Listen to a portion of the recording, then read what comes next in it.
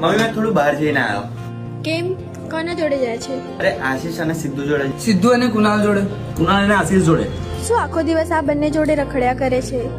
આ બંને તો નાલાયક છે. તારે પણ એવું જ બનવું છે? મમ્મી એ બે સિવાય મારા બીજા કોઈ દોસ્ત છે ખરી? એ બંને તો મારા દોસ્તાર છે. મારા ખરાબ ટાઈમ ઉપર એ બંને તો ઉભા હતા મારી માટે. હા સારું, જલ્દી આવજે.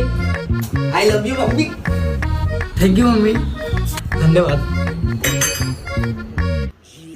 હલો ભાઈ, ઘરથી બહાર નીકળ્યો તો તમારા ભાભીને લઈને તમારા બેવનું નામ આપ્યું છે.